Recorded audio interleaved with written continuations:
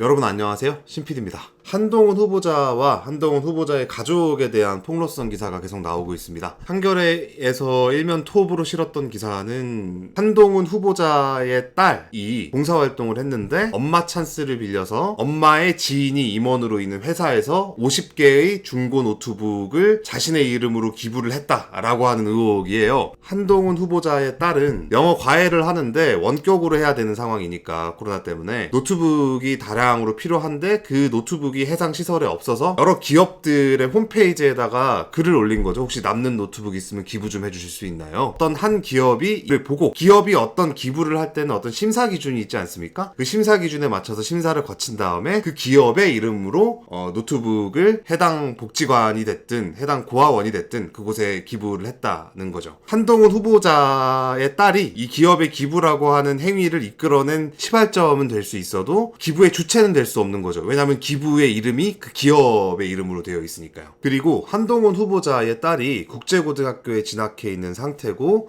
유학을 염두에 두고 공부하고 있는 것으로 보인다고 해요. 그러니까 한겨레의 주장에 따르면 1년의 이 모든 행위들은 미국 대학의 입시를 보기 위해서 스펙을 만든 행위다고 주장을 하는 거죠. 이건 전형적인 조국 프레이밍입니다. 조국이랑 비슷한 짓을 한동훈도 했네? 조국은 법조인은 아니었지만 어쨌거나 법조계에 있던 사람이고 한동훈도 법조계니까 비슷비슷하지 않겠어? 조국을 봤듯이 너들도 한동훈을 보란 말이야. 뭐 이렇게 요구하고 있는 거예요. 근데 이건 정말 무리수가 많이 있습니다. 우리가 조국의 딸 그리고 조국 일가에게 분노했던 이유는 스펙을 만들어서가 아닙니다. 가짜 스펙을 만들었기 때문이죠. 스펙을 만들어서 자신의 경쟁력을 입증을 해서 좋은 대학을 가는 행위라고 하는 건 학생이라고 하면 그리고 학생을 좋은 환경 속에서 교육시켜주고 싶어하는 부모라고 하면 누구나 갖고 있는 욕구입니다. 문제는 조국 정경심이 딸에게 그런 스펙을 만들어주는 과정이 공정치 못했기 때문이에요. 하지도 않았던 봉사활동을 했다고 문서를 만들었고 받지도 않은 표창장을 받았다고 위조를 했고 이런 것들이죠. 한동훈 후보자의 딸이 해당 단체에서 봉사활동을 한 적이 없는데 봉사활동 기록이 있다. 한동훈 후보자나 한동훈 후보자의 부인이 검사 한동훈의 이름을 팔아서 해당 기업으로 하여금 사용 중인 노트북을 강제로 차출해서 내 딸을 위해서 기부해라 라고 강요를 했다든지 뭐 이런 정도의 문제가 되지 않고서는 한겨레의 주장은 납득하기가 어렵다는 거죠. 한동훈 후보자의 딸과 관련된 내용이 한겨레 내부에서만 알고 있었던 상황인데 기사를 쓰면서 동시에 만편까지 준비할 정도로 철저하게 기획하고 움직이고 있다는 거예요.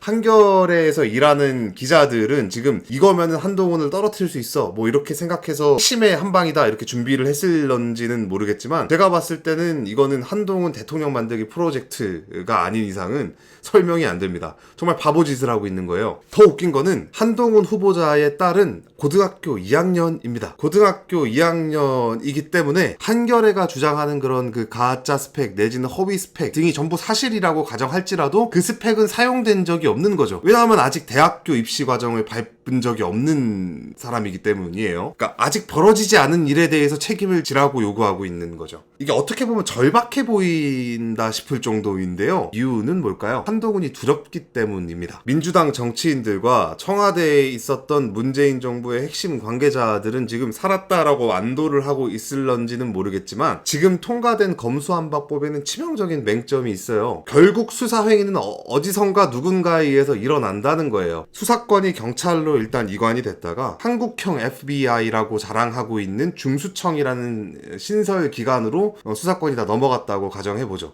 그럼 그 중수청은 누가 컨트롤합니까? 민주당의 진성준이 이 질문에 대해서 오늘 말을 얼버무렸어요. 중수청이라는 곳에서 그 수사를 맡게 된 건 좋은데 그럼 그 중수청장은 누가 임명하냐? 중수청의 지휘 체계는 어떻게 되는가? 중수청의 인적 구성은 어떻게 되는가? 뭐 이런 질문에 대해서 얼버무렸다는 거죠. 검수완박법이 그야말로 기본도 안 된 졸속입법이라고 하는 걸 스스로 자인한 꼴입니다. 이건 차치하고서라도 중수청은 결국은 법무부 소관으로 보는 게 자연스럽습니다. 중수청의 원래 모델이라고 하는 FBI, 미국 연방 수사국이죠. 미국 연방 수사국 같은 경우에는 그러니까 Ministry of Justice죠. 미 법무부의 관할에 놓여 있는 것으로 되어 있습니다. 중수청이 한국형 FBI라고 하는 컨셉에 맞춰서 설계된 기관이라면 결국은 법무부 장관의 지휘 하에서 움직이게 되는 기관일 수밖에 없다는 거죠. 그리고 대통령이 윤석열이기 때문에 어디서 어떤 공적 조직 조직을 구성해서 움직인다고 할지라도 대통령의 인사권에서 완전히 벗어난 형태의 조직이란 건 있을 수가 없습니다. 선거를 통해서 헌법적으로 보장된 선출직을 통해서 수사를 해야 된다라고 주장을 하거나 아니면 헌법재판소나 선관위처럼 정치적인 이슈를 다루기는 하는데 중립 또한 보장해야 되기 때문에 최대한 많은 정파의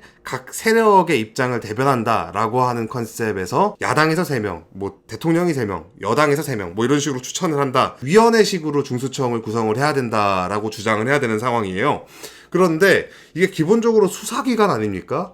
수사기관은 명령과 그리고 명령에 따른 집행 결과에 따른 그 명령자의 책임이라고 하는 일원화된 구조가 기본적으로 효율적일 수밖에 없어요. 민주당 입장에서는 오히려 검찰보다도 못할 수 있어요. 검찰은 기본적으로 역사가 오래된 조직이다 보니까 겉보기에는 검사동일체 원칙을 내세우고 다 똑같은 사람들로 채워져 있는 것처럼 보여도 실제로는 달라요. 문재인의 죽은 노릇을 했던 이성윤이나 대깨문 검사로 유명한 임은정 같은 사람들도 검찰에 있지 않습니까? 검수완박법이 폐지가 되고 검찰에 의해서 문재인이나 이재명 등이 수사를 받게 되면 검찰 내부에서 민주당을 좋아하는 좌파 성향의 검사들이 일어나서 오히려 잡음이 생기고 일에 차질이 생길 수도 있다는 거죠. 그런데 중수청은 완벽한 신설기관입니다. 인적 조직이나 구성 원리 같은 것도 처음부터 완전히 다 쌓아가야 되는 거예요. 오히려 온전히 윤석열 정부의 철학을 담아 구성될 가능성이 높은 거예요. 검찰한테 조사를 받기 싫으니까 중수청을 만들겠어. 그럼 난 안전하겠지? 라고 생각하는 민주당은 그야말로 불나방이 호롱불에 뛰어드는 것과 같은 행위일 수 있다는 거죠. 진성준이 오늘 말을 더듬은 건 민주당의 이 무지막지한 입법 행위가 이 부분, 그러면 중수청은 누가 컨트롤하지? 라고 하는 부분에 대한 맹점을 그냥 무시했거나 아니면 전혀 모른 채 진행했구나,